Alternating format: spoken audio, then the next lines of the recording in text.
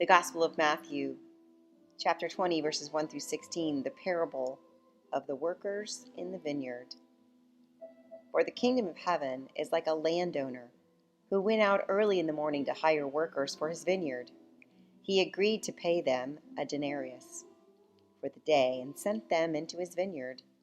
About 9 in the morning he went out and saw others standing in the marketplace doing nothing.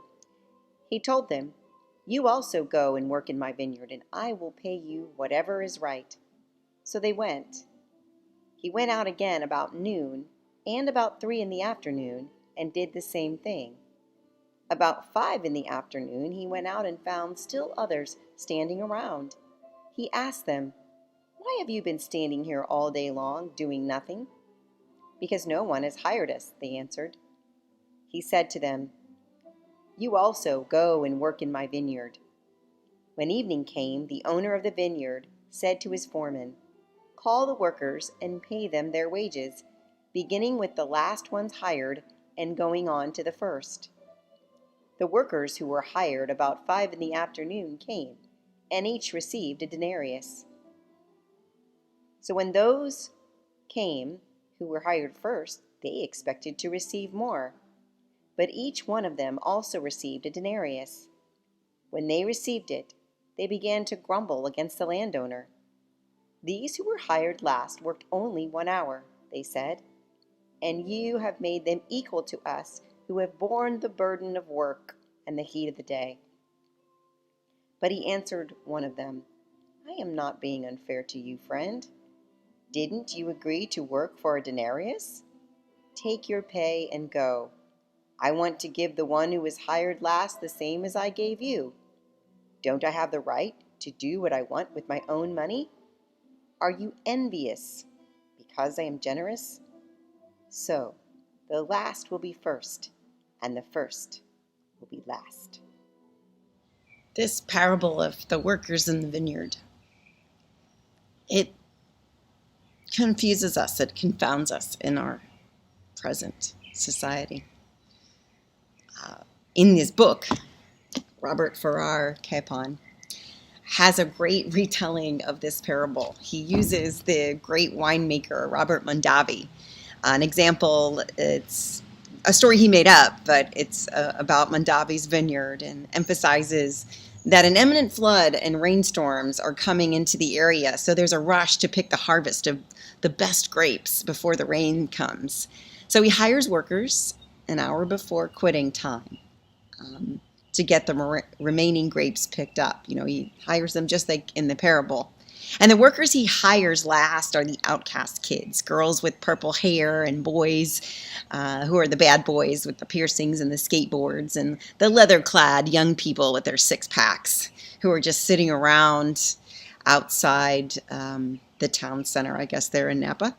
And so, Mondavi, the vineyard owner, himself oversees the payment of wages, and that ragtag group, the last that was hired, gets their pay first and are surprised to see the $120. When they compared with the workers beforehand, they figured if you divide 120, which was the promised pay from the beginning, from the first workers hired, into whatever hours they worked, they would be getting $10 respectively.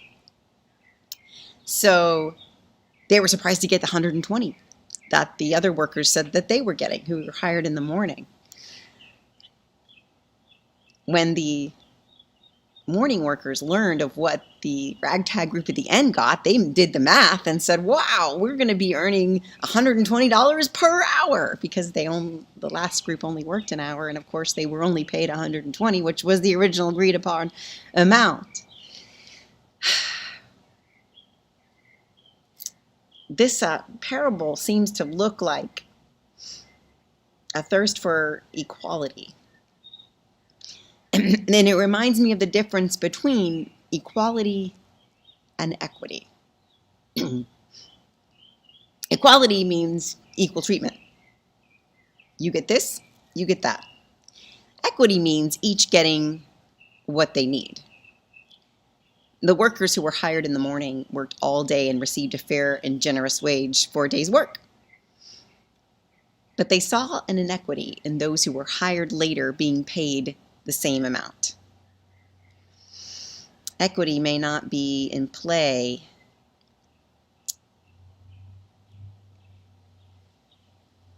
but generosity is. Generosity for those who got chosen last, but are nonetheless included as those who were chosen first. People that feel like outcasts, being included for once. People that are told before they don't belong, being redeemed, being valued. And one of the main cruxes of the story in the parable is that Jesus identifies this idea within all of us of comparisons. They compared their wage. They said, this earned this much, and I put in more, I've done more, I deserve more. And of course, in terms of skilled labor, from textiles to tests and textbooks, the more we work, the more we do deserve to earn or to get good grades or to achieve the things that we want to achieve. But this isn't a parable about what's fair in our work. The vineyard is the kingdom, and the wage is God's grace. See the difference? We would think it was unfair to pay someone who worked all day the same amount that you paid a person that worked just 1 hour. But in terms of God's grace, what this parable does is it dismantles another idea around us, not in terms of economics, but in terms of who we are and who others are around us. Jesus meant this parable to give us an example of how God meters out grace to us. It's not done to the deserving of it. Even though you might have been there in the morning, in terms of grace, you don't deserve any more than anyone else does, because there is no cosmic point system being applied here. And this is where a lot of us have a trouble with it. Because we're good. We're upstanding citizens. We haven't made the mistakes that we see others making. We sit on our moral high horse and think we deserve a bigger piece of God's kingdom. And Jesus is there 2,000 years ago telling us, no, that's not how it works. We want to put these people in this place and ourselves in this place because we need somehow to feel superior. And this parable is meant to cancel out that idea. Equity and equality. In God's kingdom, we are all entitled to the equal amount of grace. This parable is to show us that God's grace is not only equal, but it's also equitable. Because Jesus knows that the way we run society is all about social comparisons. Who's in, who's out, who's higher on the ladder of success than we are. And what does that mean for us, and what does that mean for them? And do I let them through the door, or do I put a barrier up until they can prove themselves worthy? Of course, we live that way in our society. We're humans. Jesus says that God's grace doesn't exist that way. And the grace of God is our goal. We are to read parables like this and try to live our lives that way. Try to see the purple-haired girl and the skateboard boy through the same eyes that we see the sainted, gray-haired grandmother that taught us all about Jesus. That's hard. We don't know the infractions that others have paid into our lives, and we just want to dismiss them and discount them, especially those we don't even know, that have no face or name. They've just been identified by the loudest speakers on our cable news network. Gotta love them all, because Jesus does. And he says that there are some out there in our society that need to know they are included the most. I heard a statement recently about whose lives matter. And the man said, well, every bone in my body matters. All bones matter. But the one that's broken, needs to be mended, it matters the most when that fracture happens. So that Jesus is saying through this parable that there's some people that feel last, that need to be included as if they were first. And that's important so they understand how God's grace is available for them too. And that is equity. People who feel like they're last, getting what they need to understand they are included as first, just as everyone else is. To be told that they belong.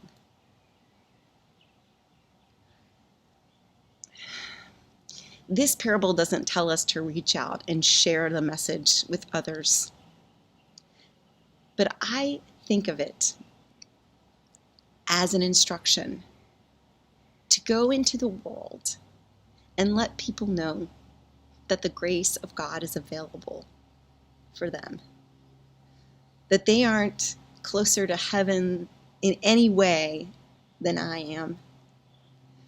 Even though I'm a preacher, or I might be making better choices in life than they are in the eyes of some.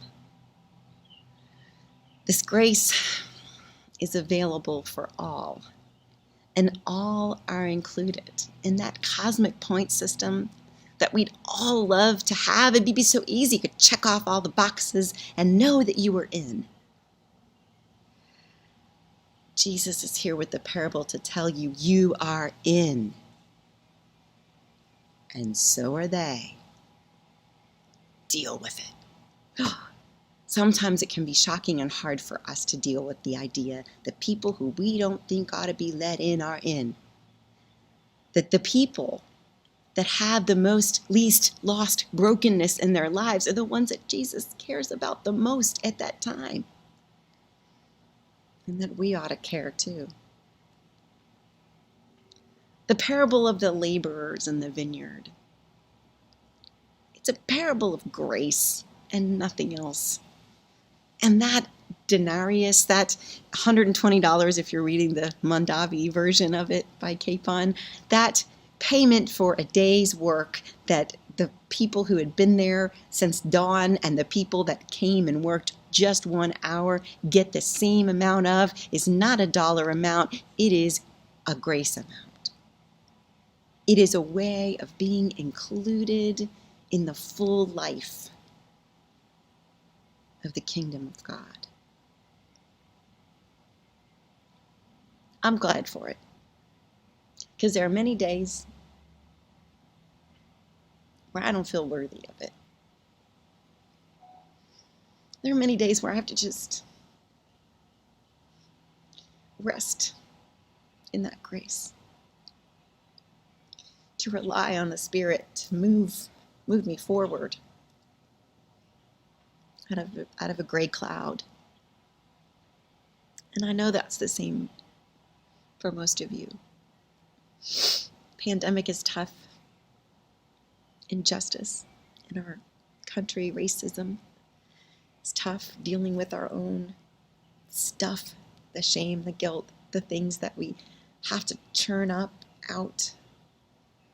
Some of us are in terrible grief, having just lost a loved one this year during all of this. Some of us are just uncertain about the future, not knowing what's going to happen in our country and in our world. And some of us are, facing fires in this world. Some of us are facing hurricanes in this world on top of everything else. And the message from the parable comes to us and says, you may feel last, but you're not. You belong. You're included. And I praise God for that message because it makes me whole. I can't make myself whole, but Jesus can make me whole. May God bless you and keep you, and may all be well.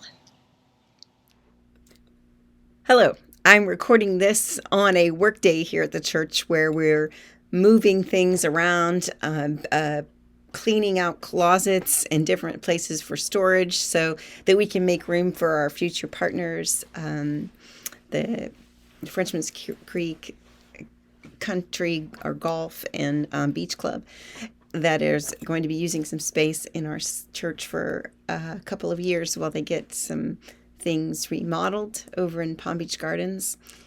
And I want to follow up on this sermon. I chose this sermon for home worship today as a rerun with an encouragement and an invitation. The encouragement and the invitation, the intention behind this is that you would attend our September 18th day of workshop, Visioning for the Future for our church. We're calling it the Window Workshop because our partnership with Frenchman's Creek gives us this window of opportunity to revision who we're going to be in the future. They're going to take care of our facility for us, and in that time, we have to decide how we're going to be in the future, what kind of church we're going to be, what we're going to look like, how we're going to sustain ourselves and grow and be in that new life, and why. Our big question is why. And this parable and this sermon answers that question, I hope, for us. That we would be a church that would reach into the world, not reach out to the world, but reach into the world. It's a different thing, to the hearts of people, to make sure they know that they're included. I think the workers in the vineyard may be our parable for us. It may be a parable for the entire church, universal, that we understand. Some of us may have been here since we were infantly baptized, like me. But that doesn't mean that people who come an hour before quitting time can't be included in the leadership and the decision-making and the future of the movement of God in the world and the followers of Jesus. So I want us to, as we envision for the future, to tie into our past and know how far we've come and what's brought us here. But also, as we seek to cast our nets on the other side of the boat, to understand that the open invitation we make as a church is an open invitation to the world and to the hearts of people like you and me that may have come into the vineyard later than us, but are nonetheless included. I hope you will consider attending on September 18th. It will be a time of fellowship and prayer and sharing and visioning and future, and hopefully there'll be some laughter and definitely some food. We're Methodist after all. But I hope you will join us on September 18th and that you will register to come ahead of time and that you will stay home, stay safe, wear your mask when you feel like you need to, when you're out in public, and be in a good spirit. Be hopeful about the future. God bless you. Take care.